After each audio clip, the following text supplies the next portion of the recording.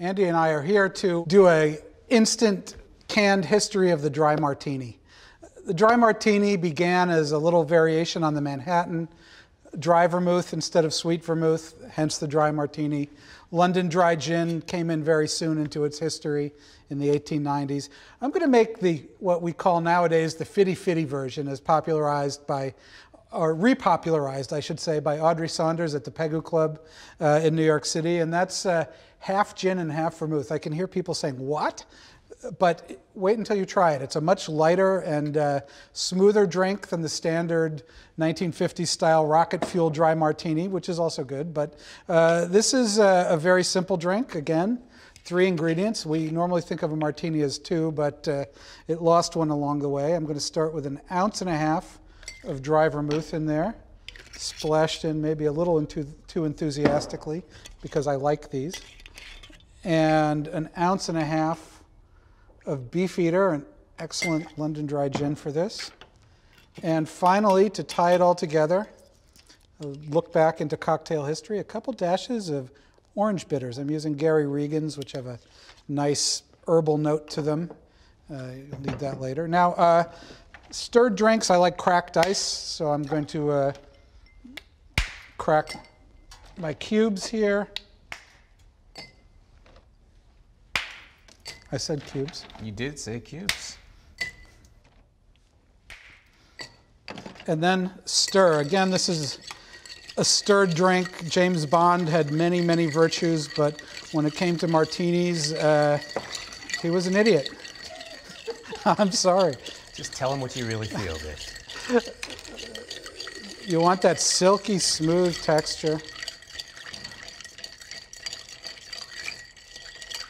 A little more. Patience. All right, good. My glass is chilled.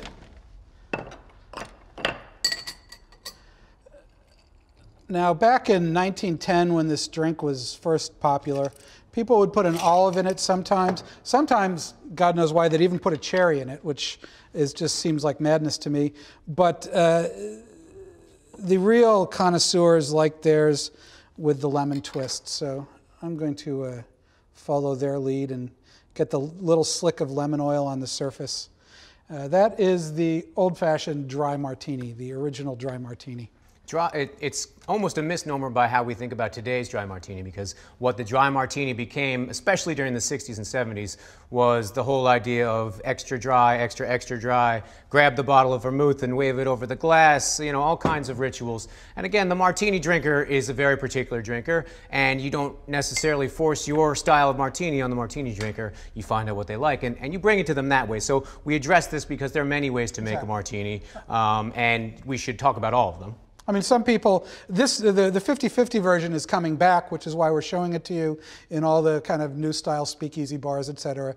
And it's lovely and delightful, but again, do not force that on anybody. But it speaks to the point of what we talk a lot about, the whole idea of vermouth. Vermouth is aromatized wine. It's delicious, and it should be kept in the refrigerator and treated carefully, because you don't want it just sitting around in your well forever and ever, because then it will go bad and then it will become nasty. But treated properly, it's a product worth utilizing. That said, let's talk about a slightly different style. The traditional extra dry martini just incorporates a little bit of the dry vermouth as the aromatized wine to dry out the gin. So we're going to do this by, I'm going to make actually 2 here, and I'm going to make them in this oversized mixing glass so that you can see what I'm doing here. I'm going to basically season the ice. So I put my vermouth in. You see I already have the ice in the glass.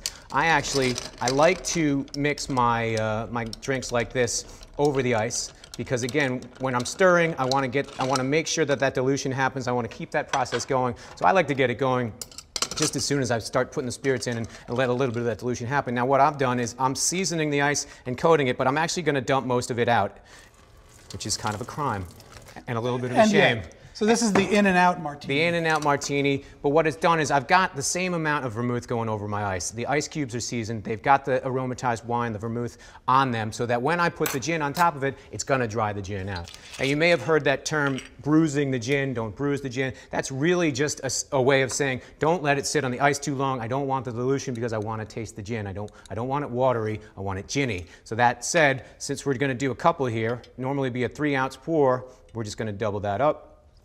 And we'll go with our 2-ounce jigger, we'll go 3 times. And we'll get a nice 6 ounces in here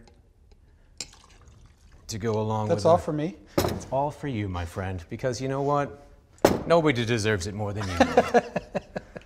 A good martini at the end of a good day. There we go. And then, again, we talk about the idea of stirring. It's one of those opportunities just to show you know what you're doing, to show that someone can feel comfortable ordering these types of drink. It's a lost art. Let's not fool ourselves.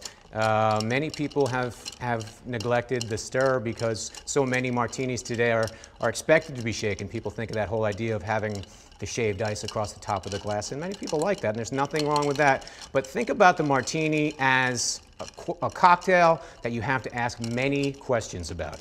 Is it going to be gin? Is it going to be over the ice or in a cocktail glass and served up? Are you going to serve it with olives or a twist? And you know, this last thing could be, would you like it stirred? Because if you can stir a martini, it's really the proper way to do it. And you should give people an opportunity to have it the proper way. If you don't know how to stir, spend some time practicing with it. It's as simple as killing some time at the beginning of a shift when there's nobody at your bar, grabbing your mixing glass and going to town. So here we go. We've got enough for a couple of cocktails here. Be very careful about the gigantic glassware because you don't want to be serving to your customer a 7-ounce martini. I don't know if you noticed, but everything I put into this glass was 80 proof alcohol, except for a little bit of vermouth. So that's a strong drink. 7 ounces of that's gonna really hurt somebody, and you might wanna have a conversation with that person sometime later in the evening, and they might wanna actually have a conversation with you, or maybe settle their check in a conscious way. Couple of olives into this drink.